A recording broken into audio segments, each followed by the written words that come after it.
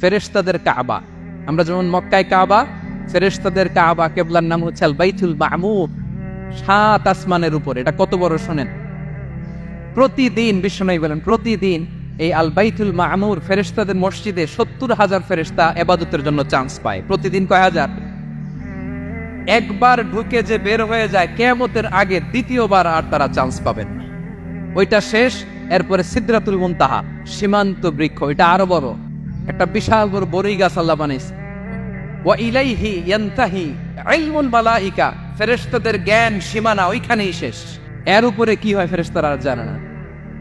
ফেরেশতাদের ক্ষমতা এখানে শেষ। সিদরাতুল মুনতাহা, সিদরাতুল মুনতাহার এরিয়া শেষ। এরপরে শুরু হয় আল্লাহুল মাহফুজ, কোরআনের বাড়ি।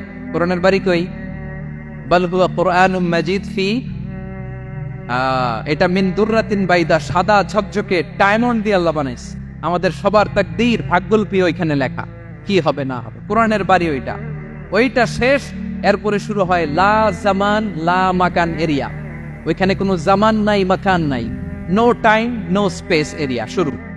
ওইখানে কুরসি, যেখানে আল্লাহ পা রাখেন বা কুদরতি পা রাখেন, আল্লাহর কুরসি।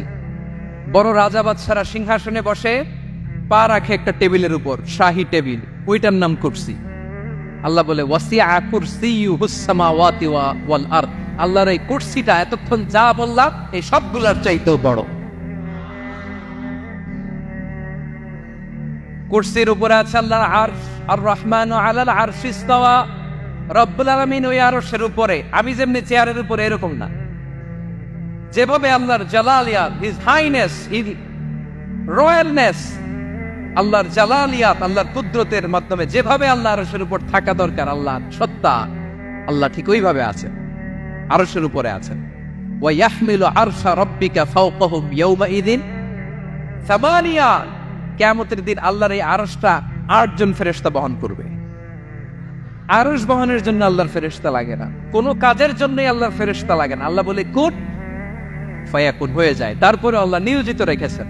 সেদিন কিয়ামতের দিন আল্লাহর আরশটা বহন করবে কয়জন ফেরেশতা? এদের সাইজ কত বড়? শুনতে মনে চায়?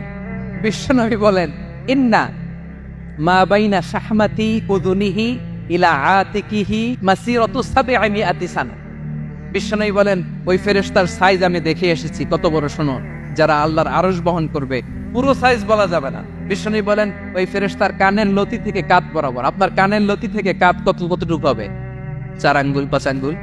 বিশ্বনবী বলেন যে 8 জন ফেরেশতা কিয়ামতের দিন আল্লাহর আরশের পায়া ধরে থাকবে, ওই ফেরেশতাগুলোর কানের লতি থেকে কাঁধ বরাবর আসতে সবচেয়ে দ্রুতগামী যানবাহন, পৃথিবীতে সবচেয়ে দ্রুত চলে আলোর ফোটন। আলোর ফোটন 1 সেকেন্ডে চলে 3 লক্ষ কিলোমিটার। কয় লক্ষ কিলোমিটার? 1 ঘন্টায়? 1 মিনিটে? কয় সেকেন্ডে? 1 সেকেন্ড কইতে তো 2 সেকেন্ড লাগে। 1 সেকেন্ডে আলোর ফোটন, আলোর কণা ছুটে 3 লক্ষ কিলোমিটার বেগে। বিশ্বনবী বলেন এরকম যানবাহন দিয়ে যেটা সেকেন্ডে 3 লক্ষ কিলোমিটার বেগে ছুটে, এরকম দ্রুত যদি কেউ ছুটে, তাহলে ওই ফেরেশতার কানের লতি থেকে কাঁধ বরাবর আসতে 700 বছর সময় লাগে। এজন্য রব্বুল আলামিন বলেন ওয়াসিআ কুরসিয়ুহুস সামাওয়াতি ওয়াল আরদা, আল্লাহর কুরসিটা আকাশ জমিন সব চাপিয়ে যাবে। তাহলে আল্লাহ কত বড়! সুবহানাল্লাহ। সেজদায় যখন লুটিয়ে পড়েন এটা ভাববেন, আরে সেজদা দেই আমি, তিনি কি সুবহান, কি সুবিশাল, ওই রবের গোলাম। আলহামদুলিল্লাহ পড়েন। 9 নম্বরে আল্লাহ বলেন ওয়ালা ইয়াউদুহু হিফযুহুমা, এই বিশাল আকাশ জমিনকে রক্ষণাবেক্ষণ করতে যে আল্লাহ কশিন কালেও ক্লান্ত হয় না। নাকি আমার আপনার মতো ক্লান্ত হয়? আল্লাহর ক্লান্তি আছে, শ্রান্তি আছে, বিশ্রাম আছে, বিরাম আছে, ঘুম, জিমানি? সুবহানাল্লাহ পড়েন। আল্লাহ বলে ওয়ালা ইয়াউদুহু হিফযুহুমা, এগুলোকে রক্ষণাবেক্ষণ করতে আল্লাহ ক্লান্ত হয়ে পড়েন না। 9 নম্বরে বললেন আল্লাহর কোনো ক্লান্তি নাই, সব কিন্তু দেখভাল করেন, প্রতি মুহূর্তে প্রতি সেকেন্ডে যার যেটা লাগে করেন। এই পুরো বসুন্ধরা, পৃথিবী, মহাবিশ্ব যেভাবে চলা দরকার সৃষ্টির পর থেকে আজও চলছে। চালায় কে? ইঞ্জিনিয়ারটা কে? আসল কারিগরটা কে?